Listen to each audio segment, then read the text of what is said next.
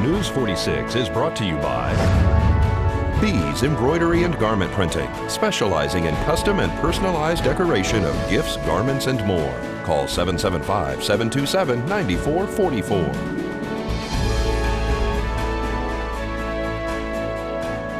News is also brought to you by J.K. Nelson Law. Call 727-9900 today for your free consultation. If you need a lawyer, you need Nelson.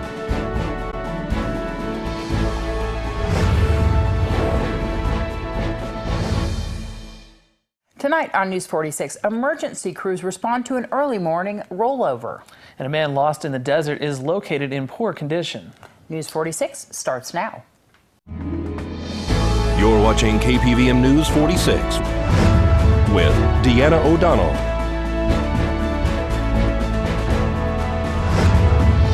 and Zach Reinert. News 46, local coverage you can count on. Well, a major accident has caused one young man to be airlifted and another recovering at home. It's June 7th, 2017. I'm Deanna O'Donnell for News 46. And I'm Zach Reinert. Well, what was allegedly a group of young people off-roading turned tragic when one vehicle rolled multiple times. Just after midnight last night, approximately 1:30 in the morning, we were dispatched for a one-vehicle rollover with a possible ejection. The exact location was eluded us for just a short while because it was reported to be in the area of Charleston Park in the area of Corbin. We actually found it further west, even further than Warren, which is paved surface, onto a dirt road which goes up past the Valley Electric substation. This vehicle was off-roading? Apparently it was up on the dirt road and was coming back east towards Pahrump. And at some point it went into a rollover, and we've been told as many as 9 rotations in that rollover. Upon arrival, we found the vehicle resting on its roof in a small ditch running alongside the road.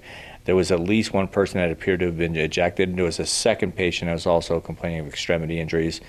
The ejected person, we placed Mercy Air 21 on the way with the initial reports. We added Mercy Air quickly to the assignment based on our initial assessment of that patient.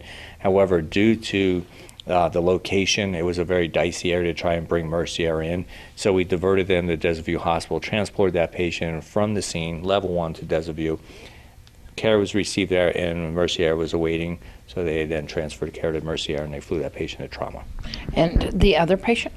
The other patient was transported by ground, the second ambulance with Pahrump Valley Fire Rescue, and transported over to Desert View Hospital. Was there only 2 people involved in this rollover? To the best of our knowledge, there was only 2.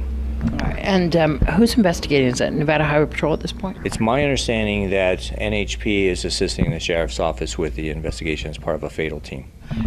Do you know anything about the seat belts that were used? Or No, I don't have much information on that. We really truly didn't inspect the vehicle other than make sure there's no additional occupants. But again, both patient, one was out of the vehicle and the other one appeared to have been ejected from the vehicle during one of the rotations.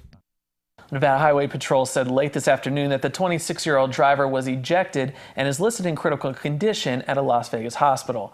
The 20-year-old passenger has been treated and released from Desert View Hospital. a local man reportedly lost for a day and a half in the desert was located off Highway 372. News 46 spoke to Chief Lewis today about that incident. Yeah, several days ago we were dispatched a report of a person who had been missing in the desert area in the area 372, just around the state line.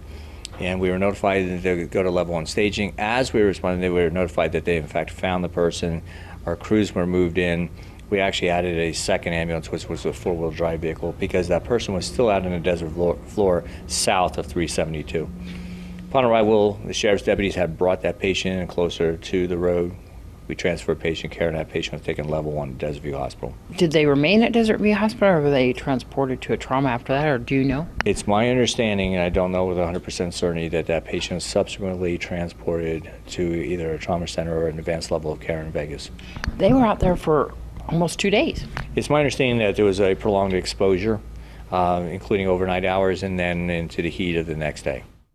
Well, new regulations have been put in place regarding brothels in Nye County.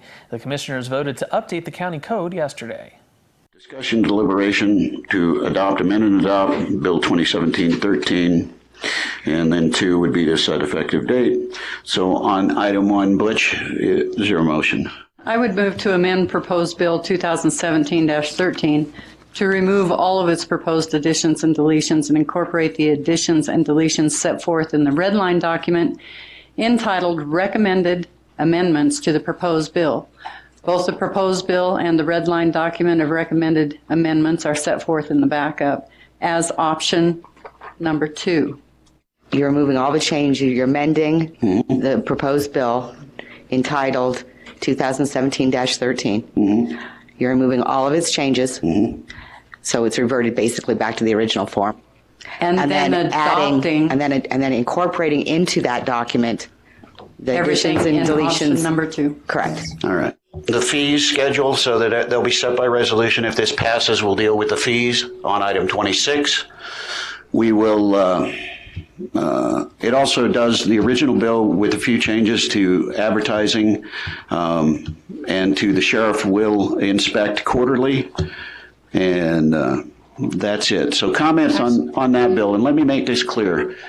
We are not cutting funds to veterans. We just approved a budget last week or a week ago that has funds $6,500, which is in the general fund, that still funds the veterans piece of that. The fees that were collected from the increase in the girls never comes to $65,000.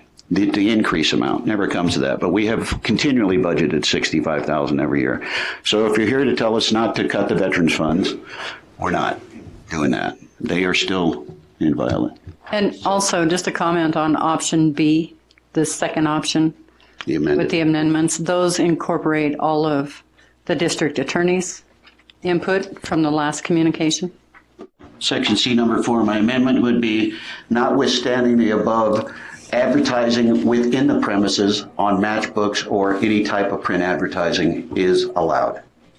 That's my amendment. I'll accept that. Okay, so we have an amended motion. We have a first and a second. Anybody else? John? No? All right. Let's call for the question. All in favor, say aye. Aye. Aye. All opposed? Aye. 4-1. Thank you. It passes.